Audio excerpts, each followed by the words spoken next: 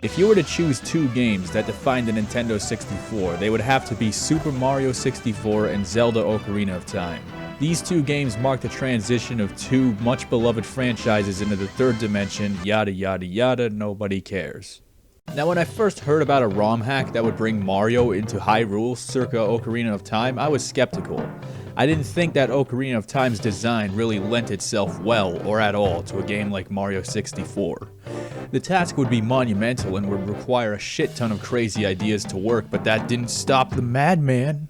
Instead of simply being Mario 64 with different levels, the game has actually been modified to emulate the gameplay of Zelda. Instead of being level-based, you seamlessly transition from one area to the next at your own will. When you get a star, the game doesn't kick you out or anything like that, you just keep right on going. Instead of losing your coins when you leave an area, you keep your coins and use them to buy shit to help you on your way. You get a magic meter and unlock a shit ton of new abilities. You can unlock new powers and abilities that you can use anytime. This is massively ambitious and uncompromisingly fun as hell. The game is a breath of sweet, fresh, crisp air. Maybe even a breath of the wild, if you know what I'm saying. Ain't I just fucking funny? You'd think that converting a game like Mario 64 to a game with the physical size and scale of Ocarina of Time just wouldn't be possible or worth it, which, wrong and wrong, apparently. With the new mechanics and abilities, it actually works pretty well, and almost every area that's of importance in Ocarina of Time is entirely remade here. Every temple is in the game in its entirety, with only minimal or largely irrelevant parts removed or abridged. So I just lied to you, not quite in their entirety, but pretty damn close. Other than that, almost every single area is recreated in this hack and has a purpose. The game has a massive emphasis on exploration.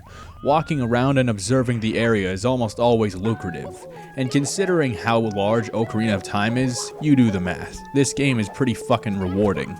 Possibly one of the most impressive things in this game is how pretty much every song from Ocarina of Time was recreated in the style of Mario 64, and every song is just impeccable. I've heard of a ton of remixes in the past where they just don't sound right, or there's something that's slightly off that makes the whole thing fall apart. That never happens in this game. Every song is a perfect replication of its original counterpart.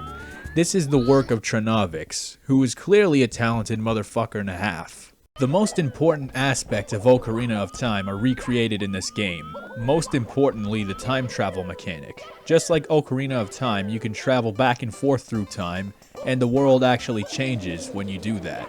The game also contains a number of puzzle-solving sections, which are surprisingly intricate and clever. And what surprises me the most is how well they work. You won't believe how many points in the game where I was so sure the game would fuck up and ruin my life, but it almost never happened. In fact, to my knowledge, it only happened once. In the Forest Temple, you're supposed to shoot these buttons with your hat to make blocks appear. But if you're standing in the wrong place, or if you're just unlucky, the blocks don't appear and you gotta leave the temple and come back.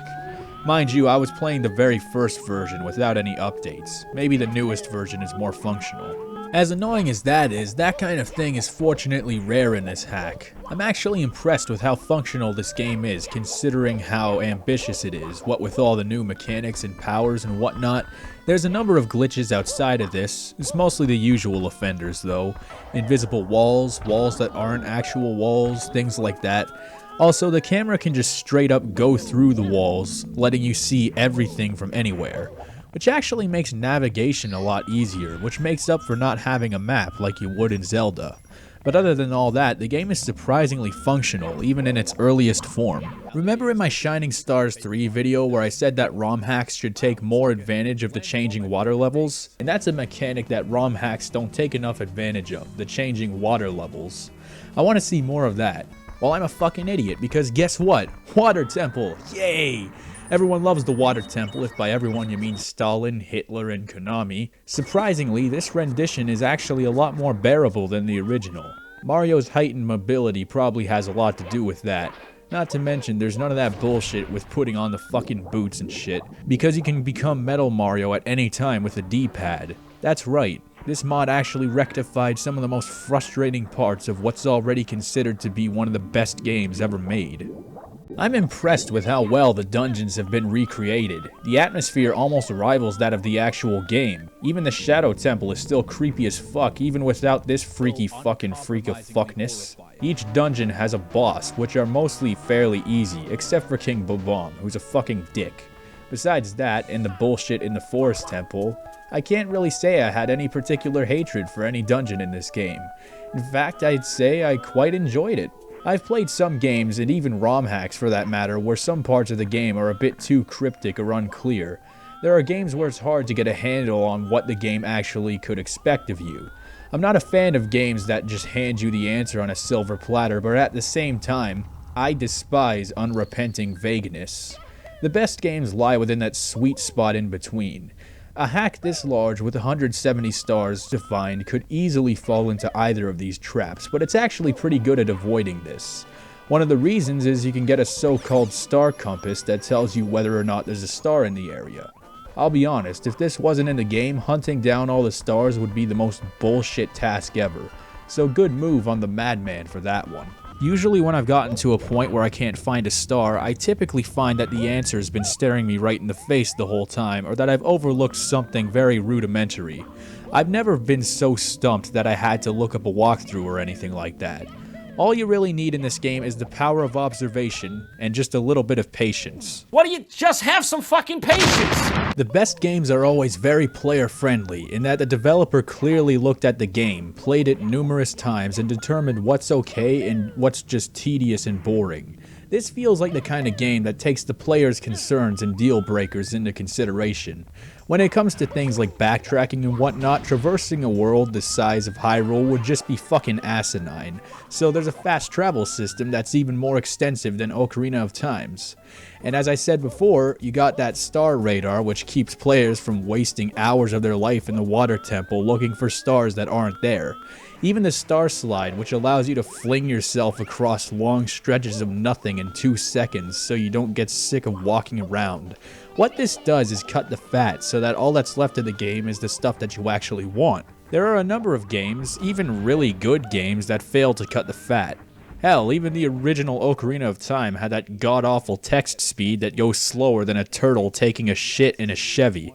Banjo-Tooie, one of my favorite games ever, has an unskippable cutscene for almost every little event. This hack, on the other hand, is actually pretty good about that stuff.